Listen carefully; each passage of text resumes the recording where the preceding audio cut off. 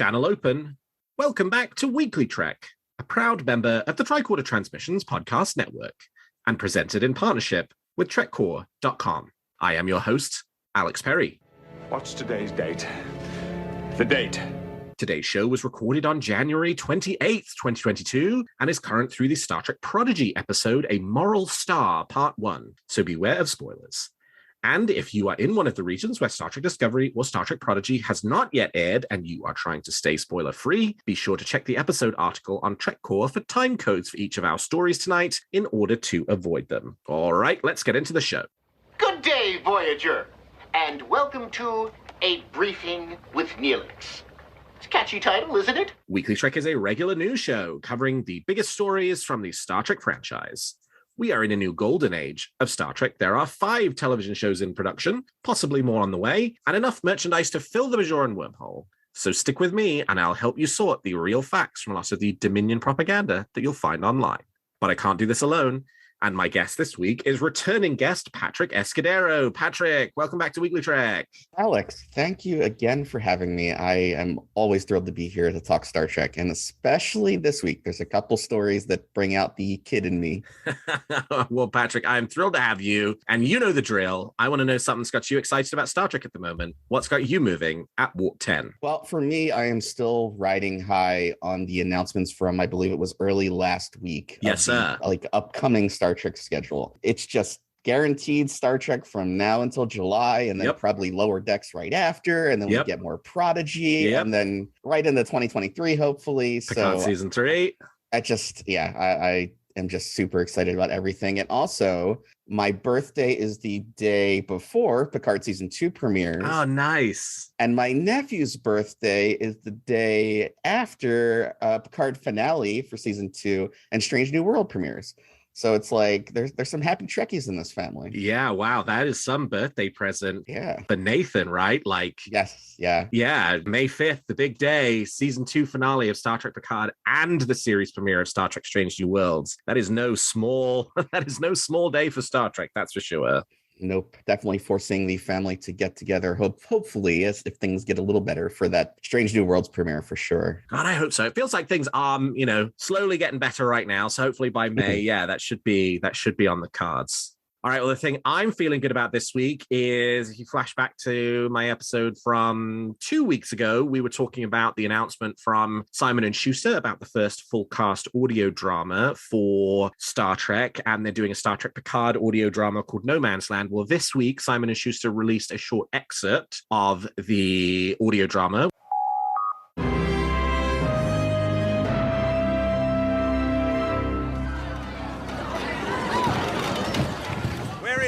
Come on. We have to help them. Hold up! Ruffy, the fight's that way. Look at it. No one is fighting. You've got about 40 people lined up along the side of the building. With Romulan disruptors pointed at them. I was told to expect a bloodbath. This isn't it. This isn't it yet. We can still stop them. Fine. What's your plan? This for a start. 4 Romulans down. A little warning before you start shooting next time? What if you'd missed? I don't miss. Back to the caves, run! 7. Look over there, by the Romulan shuttle. That's Professor Gillen. How old is he? And why are 6 guys guarding him? The hell sense does that make? Cover me, I'm going after him. Not right now, you're not. It's 6 guys, they're not even looking at us, and they're ignoring the colonists. And the guys you just shot. Because they are clearly under orders to get that man to Rhinan. Why? What's so important about him? I don't know. I just know what Rhinan will do to him, and I'm not going to let that happen. Wait! Shit! Rafi to Tendu. Hyro? Go ahead. Lock onto 7 this second and transport her back to the ship. She's in motion. Now, Hyro! Did you get her, Hyro? Hyro!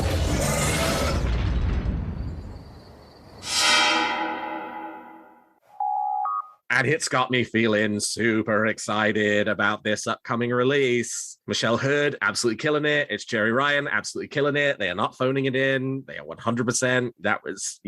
It was like we were listening to an episode of the show. And yeah, I'm really looking forward to this one and listening to the full production when it comes out. So yeah, this one's got me buzzing this week. Oh, that's great. I haven't listened to it yet. I definitely want to. I was thinking, like, do I want to wait until it's out and not listen to even just an excerpt of it? But I am excited for it. I know Mike Johnson is like a co-writer on it, and I've loved all the comic series. For those not familiar, he's written a ton of comics in the Star Trek universe, and I'm a big fan of his writing, so I've been really looking forward to this. All right, well, with that, let's turn to the week's top stories. There's a war going on, and I'm a reporter.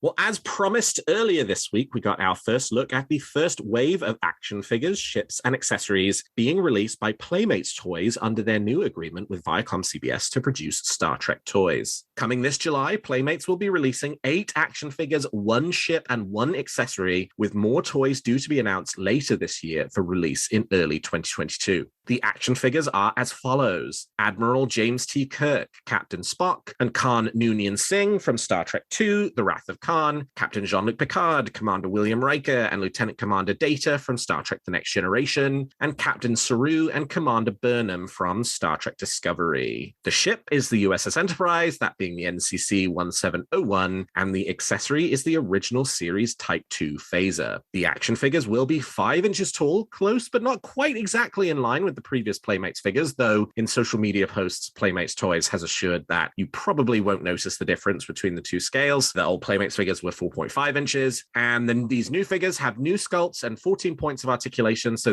you're not buying the old Picard figure all over again. It's an entirely new sculpt, same for the Riker, same for all of the others that they've done before. Playmates says they will also be presented in, quote, nostalgic packaging, which implies a very similar design to the action figure boxes from the 1990s. So if you are somebody who keeps them in the box, these should also line up pretty well with your old collection. The figures are already available for pre-order at a number of outlets, including Entertainment Earth and Big Bad Toy Store. The figures are about $16 per figure, which is a pretty good price, actually. $50 for the Enterprise and $30 for the Phaser. Patrick, do you think you'll be picking up any of the first wave of new Star Trek action figures and toys from Playmates? Yes, 12-year-old Patrick is extremely excited about this. It's funny, and I told you this over Twitter, my dad's doing a big basement clean out, and I know somewhere deep in the depths of my childhood home is a Tupperware container full of TNG figures, Playmates figures, and I know they're waiting somewhere. He has said he hasn't found anything, but I'm holding out hope. So yes, I am definitely going to be picking a number of these up. I will say I'm a little bit disappointed in the lineup initially. I expected a little more from Discovery. Having 2 figures is a little bit odd considering it's the kind of the flagship show right now. I do really like the look of the Wrath of Khan era, Spock, Kirk, and Khan. Definitely want to pick those up. I don't know. I think you also said this maybe on Twitter. The Data figure looks a little odd. Horrible. Looks horrible. Yes. Okay, good. Because a few years ago, I actually gifted my nephew an old Data figure, Playmates figure, for his birthday. And I pulled up the photo that I took of it from back then. And I looked and I'm like, wow, the sculpt looks so much better than the new one they're doing. Like, they could have at least used the old one for reference, because the new one is just like, his neck looks super long for some reason. And it's just, but honestly, I will probably still pick Data up. Data is one of my favorite characters, and TNG is kind of what I grew up on. So, I'm going to end up picking those up. It's hard not to. And I will say, I am probably, my biggest disappointment is no Prodigy at the start here. I'm sure it's coming, but it's really, the show's airing right now. Like, jump on it while it's hot. We may have only been introduced to the crew in the last couple of months, but behind the scenes, they've known about this for a long time. Like, get together, give me that Murph figure so I can put it on my desk. Like, I don't know. It just, especially because, yes, I get that a lot of this is going for the nostalgia for old fans like us, but you also have to bring in those kids, which is exactly what Prodigy is for, and is, technically what toys are for. So I was surprised to not see at least a couple of Prodigy characters in the first wave. Yeah, this definitely got a mixed reaction from me. Actually, as the week has gone on, my disappointment has diminished and my excitement for it has increased now that, we can kind of wrap our heads around, okay, this is what it is, rather than all the possible things that I sort of wish that it would have been and found that it ultimately wasn't. I mean, the things that I like about it, I like that they are doing sort of mini sets. Right. It's not, when McFarlane did their 2-figure run of Star Trek toys, they did a Kirk and a Picard. And you can't can't really pair those toys together, right? But, you know, they're doing 3 from Wrath of Khan, 3 from Next Generation, 2 from Discovery. Even if those end up being the only figures they release, well, you still got 3 from Wrath of Khan, you can display those together. You still got 3 from Next Generation, you can display those together. You've still got 2 from Discovery, you can display those together. So I do like that they went in that direction rather than maybe 8 action figures and they did 1 from each series. And then when you go to display them, you know, you've just got 1 from each series. So I do like that too. I like some of the sculpts. I don't like all of the sculpts, right? I hate the data, but I really like the Picard sculpt. That's probably the best Picard sculpt we've gotten since Playmates 1990s era. Way better than the Diamond Select and Art Asylum versions. Way better than the McFarlane version. Yeah, the McFarlane version. That was a rough sculpt. That was rough. Awful. I really liked the Captain Spark, and I like the price point, right? $16 per figure. That's pretty decent, right? Your Star Wars Black series, your Marvel Legends series, granted, they're slightly larger at 6 inches. Those are normally going to run you anywhere between $25 and $30 a figure. Now, those are also larger, more detailed, right? I mean, you're definitely getting more for what you pay for. But because the Playmates figures are smaller, slightly less detailed, it seems right to me that they're also less expensive, and $16 feels about right? Like, we're never going to go back to the era of $5 action figures, which is what the Playmates toys were when they came out in the 1990s. So, but $16 feels about right to me. But then, unlike things that I don't like so much, one is, to come back to the data again, it's a horrible sculpt. And 2, if you're going to redo characters that you've made a bunch before, and which are all on eBay right now for $1.99 out of the box, those old 1990s ones, you got to do it better, right? It has to be an improvement on what came before, because they clearly are trying to attract adult collectors through these figures, right? They have scaled them almost to the point that they work with the 4.5-inch figures. This nostalgic packaging, right? Like, that is totally for you and me. That's not for any kid. That's not for any new collector into the franchise. They don't care whether the boxes look like the 1990s or not. We care about it. And so they're doing that for us. So if you're doing it for the kind of long-time collectors, don't give them an inferior product 20 years after they got a pretty good product. If you're going to do that, do something entirely new that we've never seen before. Same goes true for the accessory, right? The TOS phaser. Wonderful that they did an accessory. Great that they did a ship. Very unexpected. I was thinking it was all going to be action figures in the first round. But the phaser particularly is a way worse version of the TOS phaser than the one they did in the 1990s, which again was extremely ubiquitous back then and is still really easy to get your hands on today. So it's like why? Like why did you do a TOS phaser again and do it worse than you did 20 years ago, when you could have done a Prodigy phaser and had that been the very first Prodigy phaser that had ever been sold? And to the point you made, I was flabbergasted that there were no Prodigy toys in this first wave. And given that they sort of said in the press release, the second wave will be unveiled in the fall of this year and available this time next year. And that means we're now a year out from Prodigy toys. If Prodigy is kind of treated as part of this line of action figures and accessories, because we've now got our first wave, that'll come this summer. We're not getting a second one until January of next year.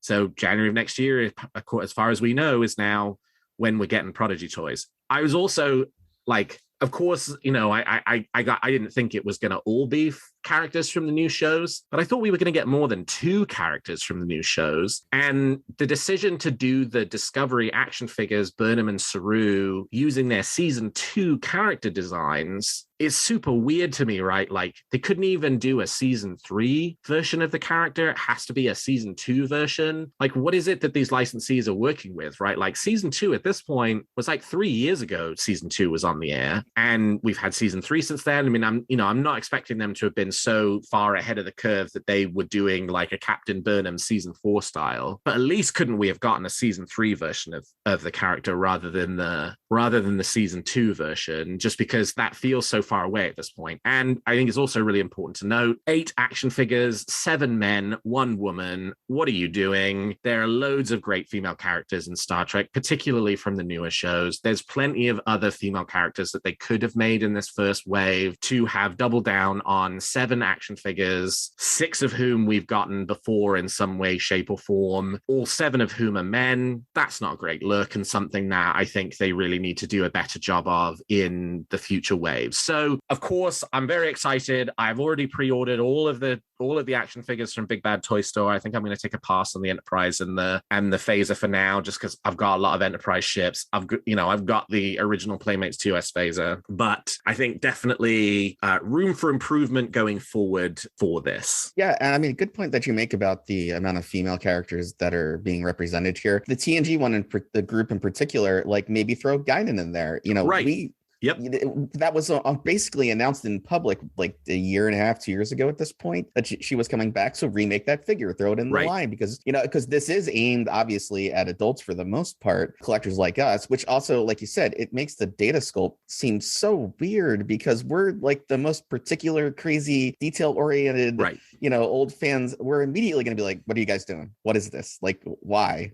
When we all already own the old figures, most likely, or at least a lot of us, and looking at data and going, yeah, that sculpt's like way better. So, if you want to sell me a $15.99 figure, which I agree is a pretty solid price point, especially these days, you have to make something better. You got to be better than that. I do like the Picard sculpt. I like most of the sculpts. Yeah. And then the season 2, I was really surprised by it being season 2. For the Discovery figures, it's like 2019, early 2019 when the season 2 premiered. Yep. So yeah, I don't know if they're just being given being told do the old stuff, or that was our popular season.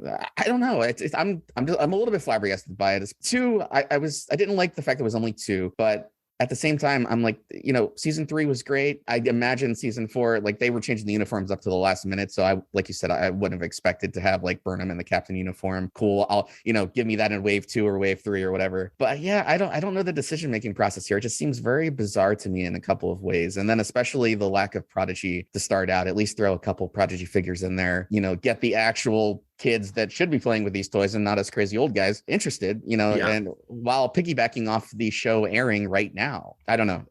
I'm excited. I feel like I'm just complaining about it, but I'm excited. Like I said, young Patrick is very excited that Playmates is making Star Trek figures again. Overall, they look great. It's cool that they released a ship and another accessory, even though the sculpt's not great on the phaser. It gives me hope that they're going to be doing more of that. And, like you said, maybe we'll get a Prodigy phaser, wave 2 or wave 3.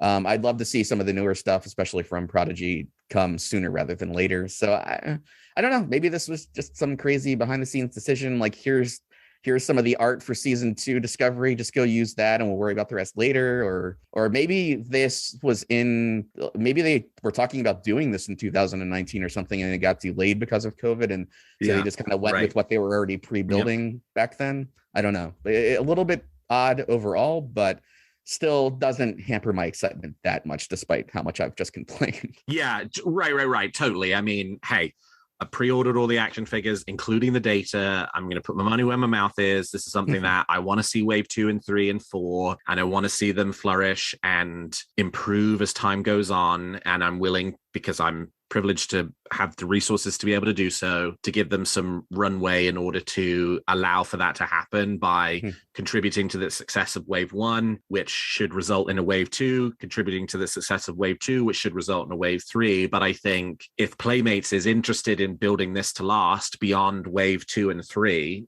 and putting out product that fans are going to continue to buy through waves 4, 5, and 6, I think they do need to be really thoughtful about the business model and approach to doing that. And I don't know that some of the decisions they've made in wave 1 necessarily at this point tell me they've 100% got it figured out. They've got a bunch of stuff figured out. and I'm really pleased there are any Discovery figures at all. But like, I'm really hoping that Wave 2, maybe let's have 1 3-figure set from a legacy show, and then let's have 5 more figures from one of these new shows, right? Like, maybe 3 from Picard and 2 from Lower Decks or something. I don't know, right? Like, I'm really hoping that, yes, you get your Picard and your Kirk out the way, and then let's be bolder, right? Let's be more ambitious. And I think the adult collectors kind of want that too, right? How many Picards have you got, right? I think I've got 7 Picards somewhere in this house, Playmates Picards, right? And I'm thrilled to add an 8th, but I don't kind of want a 9th then. I mean, well, I'll take sort of Picard era Picard, but like Kirk, I really don't want to see a TOS Kirk in the next wave after we get a Wrath of Khan Kirk, when there's only so many characters they can possibly make, and revisiting these, yes, massively popular characters. Yes, apparently they're must be just the ones that sell the most, but I'm not going to buy a bunch more Kirks. I totally agree. I get it in the first wave to maybe attract some of the older collectors that aren't as, like us, that have 10 Picards sitting around the house in various places or in boxes somewhere. But I can't believe I also forgot about Lower Decks. Like, can I get a Mariner and a Boimler? Yeah, right, to put on my shelf? Come on, like. Lower Decks has been out even longer. Right. So yeah, that actually, I didn't even think about that until you mentioned Lower Decks. So that makes me even a little bit more confused about the kind of the decision-making process here for Wave 1. I don't know if they're just going with what they feel is safe. Like, everybody loves Picard. Everybody likes Kirk. Wrath of Khan, very popular, obviously TNG. So I don't know if that's just them thinking, okay, we're going to put it out there, and hopefully the people buying it will drive like the next wave, where maybe we do something a little bit different and push some of the newer shows. At least that's what I'll hope for now. But yeah, there's definitely so much more they think they could have done with Wave 1, but I will definitely support what they're doing. So, like you said, so that we get Wave 2, Wave 3, and so on. Well, in an interview with SFX magazine that was released this week, Star Trek Picard showrunners Terry Matalas and Akiva Goldsman speak about the upcoming season 2, which will premiere on March 3rd in the US and March 4th in the rest of the world. Speaking about the theme for the season, Matalas said, quote, "It's a time travel story, and all good time travel tales are emotional at their core and speak to something that's happening with your main character. So we started by asking ourselves the question of season 1. How do we deconstruct Captain Picard? What don't we know about him? Why is he on a vineyard by himself with a dog? Why did he never marry Beverly Crusher and have a family of 10? Those are jumping off points to answer some of those personal mysteries. And in looking at outstanding issues in Picard's life, the showrunners were naturally drawn back to Q." Matalas explained, quote, "One is Q and his ability to maneuver us through time and space, and this very interesting relationship that he has with Picard. One that one might say has always been left unresolved. He's the first relationship on Star Trek The Next Generation, really, that Picard has. It was about how you tell a story about Q that's unexpected and not the same Loki-esque shenanigans that we are used to. How does it have real dramatic weight? And that was our jumping off point. You will definitely see a different side of Q you've never seen before. There's some things going on with Q that are definitely surprising, considering the kind of being he is and how that would reflect on Jean-Luc Picard and what's going on in his life at the moment. The first 2 episodes are a pretty wild ride." And Akiva Goldsman hints at more familiar faces that have yet to be revealed, saying, quote, "By the time these 3 years are done, those that you know are coming will not be the last." Patrick, are you excited for Star Trek Picard Season 2? Absolutely. Probably more than I have been. When the trailer dropped, the most recent trailer, it really reignited my excitement. And then now, the quotes we're getting from Goldsman. And of course, just saying the name Beverly Crusher. And then at the end of that discussion where he says the only thing that transcends time and which heals is love, it just has me thinking, are we going to get a Beverly sighting in Picard in some way? Now, will that be Beverly 2399 era, or will that be some kind of flashback, maybe with a younger actor? I don't know, but my brain has gone in like 1,000 different directions thinking about the possibilities, especially when you have a time travel situation going on. And of course, it being 2024, which seems to be the one confirmed time period that we know they'll be seeing. We've got the Bell riots, some Deep Space Nine stuff possibly. I don't know. It's made me really excited because I have been reading some of the big articles like this, but I've also been trying to stay away from some of the other fan theories, which I was kind of really deep diving into before the first season dropped, just so I'm even more like, spoilers don't usually get to me or bother me too much, but I'm just excited to see how it unfolds, how they use time travel. And I do think we're going to be seeing, Goldsman alluded to it, that we're going to be seeing a lot of characters, but I'm not entirely sure we're going to be seeing them in their like current prime timeline, 2399, 2400 era people. Like, are we going to get some younger actors? Are we going to get some, not recast, but a younger actor in the same role? I could see that potentially happening for a few things. I don't want to speculate too much, but it's just really driven my excitement. And I know one of the things too that I wanted to mention is people have been saying online that I have read about, oh, this means there's only 3 seasons. Well, he doesnn't actually say that. Yeah, like, I think that's one thing I wanted to talk about is he never says it's going to definitely only be 3 seasons, though that's kind of what was promised initially. This isn't, the whole 3-season thing isn't new. They talked about having kind of a 3-season story very early on. So I'm if it's 3 seasons, cool. But, I'm okay with that. Sir Patrick Stewart could pretty much whatever he wants to do. He wants to go for 10 seasons, great. If he wants to say, hey, I'm getting up there, so I'm going to go enjoy life a little bit and not have to deal with filming and all that kind of stuff. So I'm good for either. But yeah, I'm very excited for this season. Yeah. Is Star Trek Picard likely to only last for 3 seasons? Yes. Mm-hmm. Is that announced in SFX? No, it is not. Right. Like, there's a ton of articles going around the internet saying, oh, Sir Patrick Stewart confirms that season 3 is the last because he refers to, I guess the interview with him was done a few weeks ago and they're filming the season 3 finale and he refers to it as the series wrap. And everybody kind of then points back to what was a February 2019 interview with Sir Patrick Stewart. I went and dug up the exact quote a couple of days ago in which he was asked whether there will be a Star Trek Picard movie, right? Which is such a weird thing to ask a full year before the show itself even came out. And he said something to the effect of, well, it's way too early to even think about something like that. We've got about 3 seasons worth of story to tell, sort of indicating that at the time there was sort of a plan for a 3-season arc, but not in the sense that it was only going to be 3 seasons, just more in the sense of like, well, we're just going to do this for the next 3 years and who knows what will come after that. And there are additional comments in the SFX article as well, where they talk just a tiny little bit about season 3. And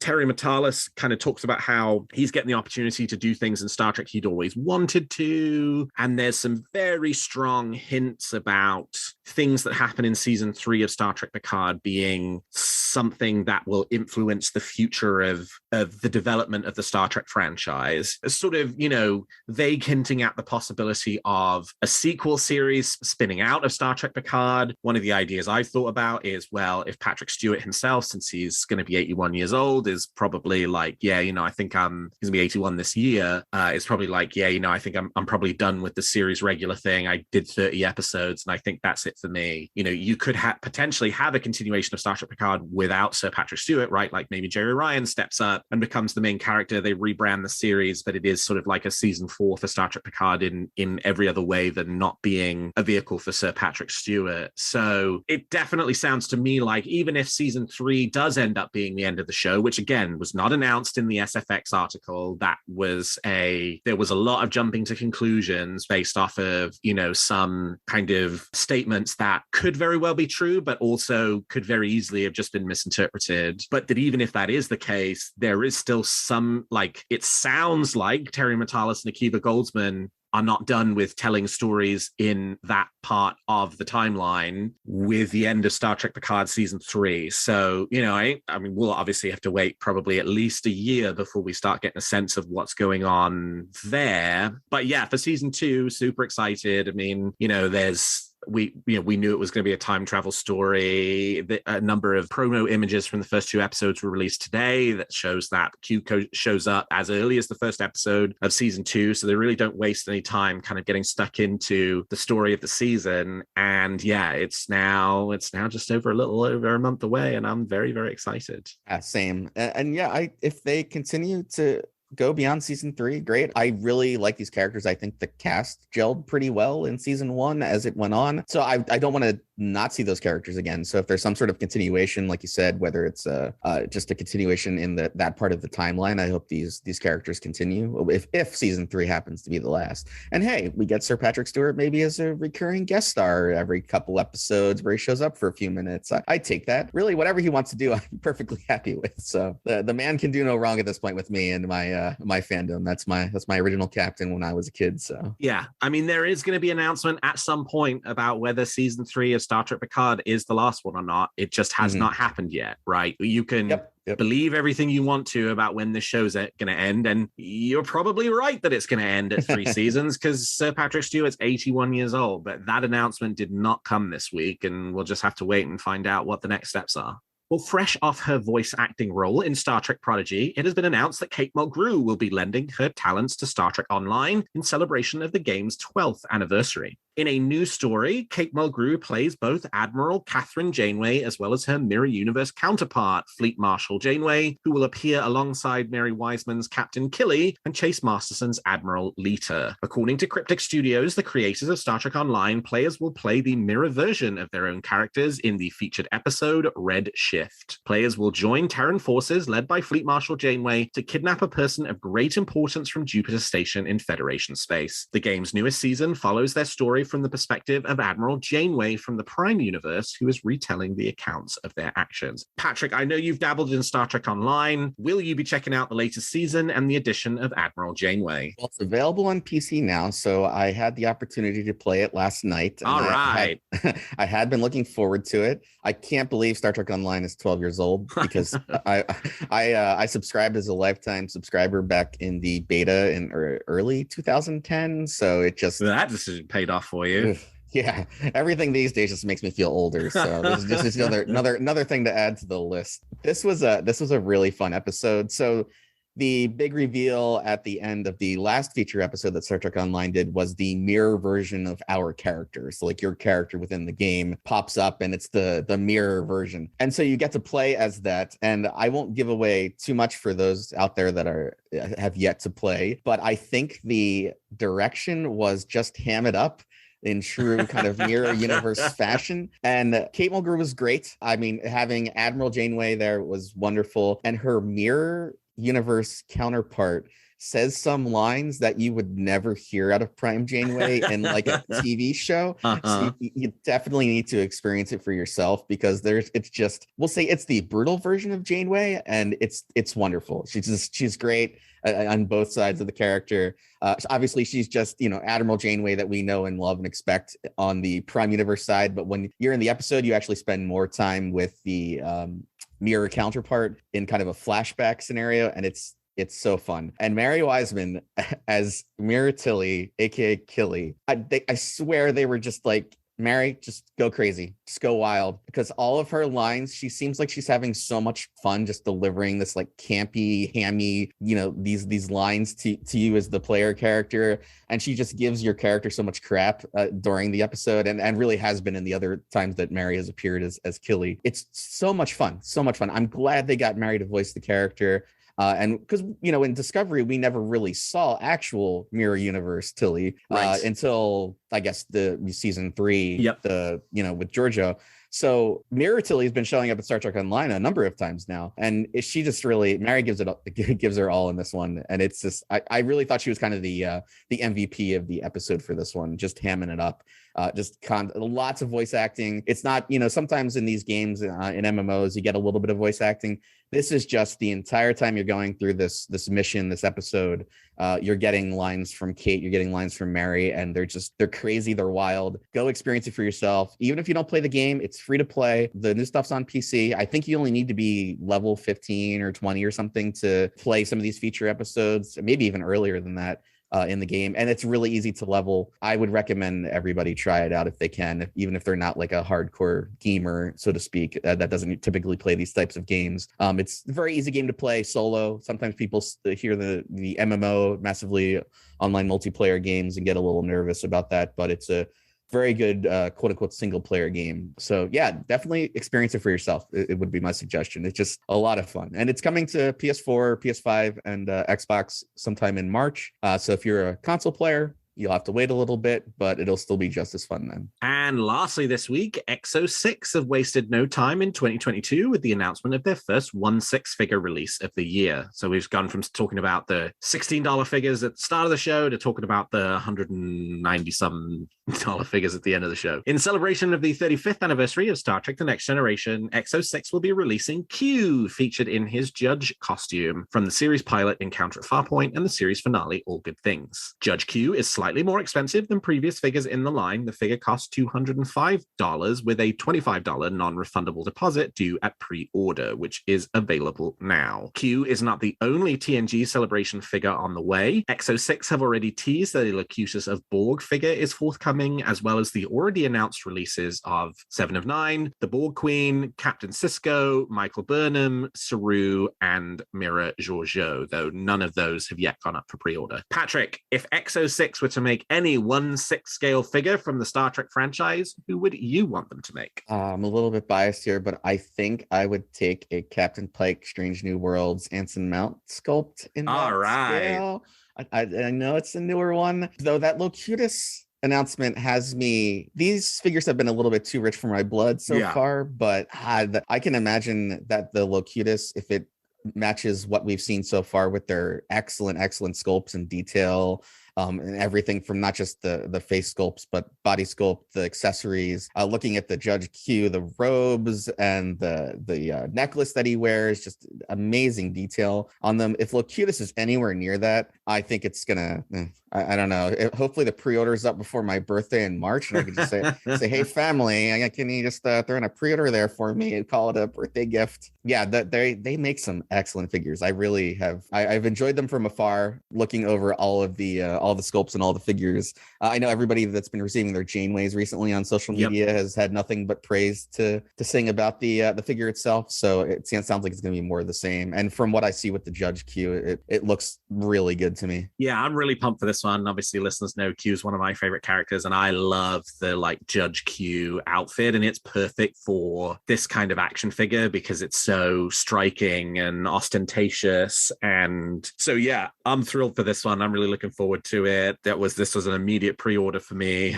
as had all the previous figures they've released. I think I'd really like them to do Captain Sisko next. There've been a couple of prototype pictures that have been circulating around on the internet of the Captain 6 figure, and I just really love a Deep Space Nine something, since it's been so long since we've had a piece of Deep Space Nine merchandise. But there's a lot of cool stuff still coming. We've now had 2 First Contact figures, 2 Voyager figures in Janeway and the EMH. We have Mira Spock, now Judge Q, and more to look forward to. So yeah, Exo-6 still doing a really terrific job. Obviously, as I sort of said up top, right, this is your other end of the action figure market. Your Playmates figures are $16, and you in some ways get what you pay for, and your Exo-6 are $190 and you get what you pay for. So it's definitely one of those things where not every collector and not every fan is going to want to take the plunge on these, and if you do, you're not going to be nutso like me and buy every single one of them. You're probably going to just pick and choose the characters that you like that they produce. But they really are stunning figures, and if there is a particular character that they make that listeners are like, that is my favorite character, you will not regret pulling the trigger on getting it, because it really is something else. I mean, the Janeway figure they did was just really exceptional. We'll add that a close second for me is one they have teased, Captain Archer. I think that will probably be an immediate pre-order for me when if it gets announced officially on pre-order. I think that's my other one that I think would really that's going to bring me in. And I think Pike's pretty likely too. I mean, if they're doing Discovery figures, which they've already shown kind of publicly, prototype images of Burnham and Saru, that implies to me that a Pike would not be off the table either, or any of the other characters from the new shows as well. Mm-hmm. The animated shows you have to think might be a little more challenging, just because these tend to be quite a lifelike depiction of the characters. So how do you do a 1/6 figure of a Lower Decks character? I'm not sure, but certainly for all the live action stuff, I think they're all fair game. We just do a sculpt of Jack Quaid and put him in the Lower Decks outfit. I'll take it. That'd be one way of doing it. All right. Well, we've talked about the facts, and now let's speculate on what's going to happen in the future of Star Trek. You make some very good points, Captain. But it's still all speculation and theory. So each week, my guest and I give you a wish or theory we're nurturing about any of the shows or the future of the franchise. So Patrick, let's hear your theory or wish for this week. Well, I talked about it earlier already, so it's more of a wish because I've kind of already given the prediction. With Picard season 2 doing the time travel thing, I'm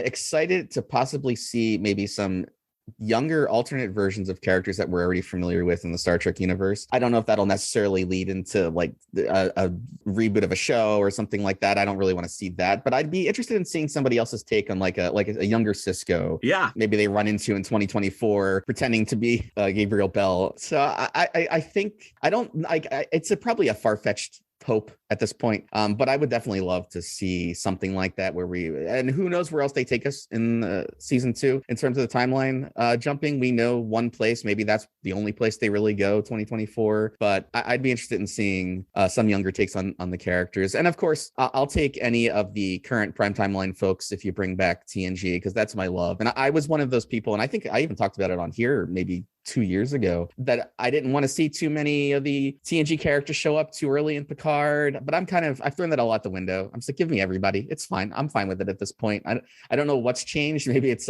my pandemic brain or something like that I just want more nostalgia in my life, as if there wasn't enough already. Yeah, right.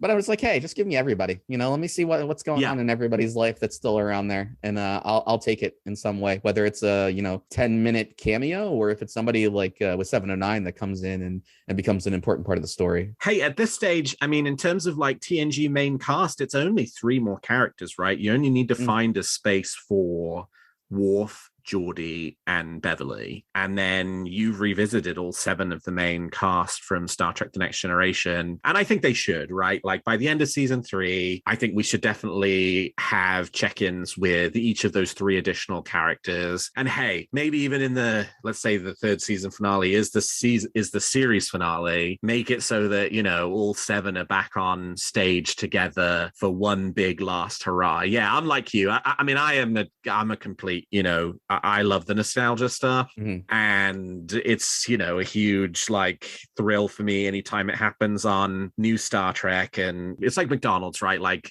I know I shouldn't eat a lot of it, but I do because I really love it, and some of that kind of indulging of nostalgia is a little bit similar in some ways. And I love a good team up. Like I love a good team up, and so anytime you get characters teaming up with each other, especially unexpected characters, is always a thrill for me. So yeah, I'm totally with you. Like, give me Geordi, give me Worf, give me Beverly. If we can at least have little touch bases with those 3 additional characters by the end of season 3, in addition to the ones we already know about, I'm going to be a happy chappy. Yeah, no, I totally agree. I originally didn't want it to, take away from the story of Picard in the first season. But now I'm of the mind of, you know what? Life is finite. We're not living forever. Just give me, if this is going to be a last hurrah for like the TNG cast to be together, then let's do it. Let's do something big at the end of season 3. If that really is the end of Picard, right? Again, we don't know, so nobody take that with a grain of salt. But yeah, I would love to see it. I would definitely love to see the group together, either bits at a time, and then maybe something where they kind of all come together for one last hurrah. All right, let me give you my wish, and this one's actually a listener submission. This one actually came in today, courtesy of Jeff Owen, former guest of the show, who gave a very interesting idea for how the current Star Trek franchise could pull off a multi-show crossover when each of the shows take place in a different time frame and don't sort of interact with each other in the timeline. Now, he reminded me of this old set of Star Trek books, this set of 4 Star Trek books that came out in the early to mid 90s. It was the first time that the Star Trek books had ever done kind of one sort of story that crossed over the 4 lines they were running at the time, that being the original series, Next Generation, Deep Space Nine, and Voyager. Same kind of scenario, right? Voyager's in the Delta Quadrant, can't really cross over with Deep Space Nine. Next Generation can't really cross over with the original series. And that 4-part series was called Invasion. Patrick, do you have any recollection of Invasion? Did not read it. Okay. Don't have it. So Invasion is about, you remember the Furies from Greek mythology, these like hideous creatures? Well, like the premise of the books is the Furies are actually an alien race and they want to invade the Federation. And there's a whole bunch of time travel shenanigans. And so you first meet the Furies in the original series era, and then you meet them again in the Next Generation era. And then there's a Deep Space Nine novel that kind of takes you back in time to some other, like, I don't remember, it's been 3 decades since I read it, but and then the Voyager novel at the end, they kind of find the Furies' home planet, and it's in the Delta Quadrant, and that's sort of what connects all of the shows together. Well, Jeff's kind of wish is you could do something like that, right? Where you don't need the characters on each of the shows to interact with each other, but if you give them all a common problem that crosses each of the shows and ties into this larger narrative, then you could have that kind of crossover without actually having to find a way to get 32nd century Discovery into the same time frame as 23rd century USS Enterprise and 25th century La Serena and late 24th century USS Cerritos. And I thought that was a really cool idea, and one they could play around with, right? Like, you know, you could pick something that was timey-wimey where the problem and the enemy perhaps jumps through time, but our characters don't, to kind of, you know, keep that separation between them. But you as the audience are kind of following this story through to its completion, even though as it crosses from series to series, each of the series characters is only seeing like one slice of the overall story. So I thought that would be a really interesting way of doing a crossover like that. And it gave me it reminded me how much fun I had reading Invasion 3 decades ago. The first time it was like, oh my God, you can do something like this, especially in a book. So yeah, Jeff, that was a terrific wish. And yeah, let's hope they do something like it. Yeah, so this is a great kind of idea. I've read something similar in some Star Trek comics, except the characters did meet between timelines, and it actually did involve Q in that one as well. But yeah, I would love to see something where we do get a crossover, especially with, you know, we've got Strange New Worlds, we've got Discovery in the far future, we've got Picard in, you know, 2400 era. So having all of them somehow meld together, whether it's it could be a feature movie on Paramount Plus, something to bring in even more people to the service. I'd love to see it. So yeah, that's a great theory / wish. Do you have a theory or a wish for Discovery, Picard, Strange New Worlds, Lower Decks, or Prodigy that you'd like to share? Tweet them to me at WeeklyTrek or email them to me at weeklytrek@thetricordertransmissions.com, and I might feature your theory in a future episode. Well, that's all the time we've got for this episode of Weekly Trek. Thank you so much to my guest, Patrick Escudero, for joining me today. Patrick, how can people contact you if they want to continue the conversation? I am on Twitter at PatrickE34. Always happy to talk Trek, gaming, pretty much anything. Just find me on there. And you can find this show on Twitter at WeeklyTrek and me at Alexander T. Perry. And if you enjoy the show, please consider leaving us a 5-star review on your podcast player of choice. And please check out some of the other great shows on the Tricorder Transmissions. And if you like our shows, please also consider becoming a Patreon of Tricorder, which you can find at patreon.com/the Tricorder Transmissions. And lastly, if you're looking for Star Trek news on the internet, I hope you will turn to trekcore.com. Well, thank you, Patrick. Thank you to all of my listeners. And until next week, live long and prosper.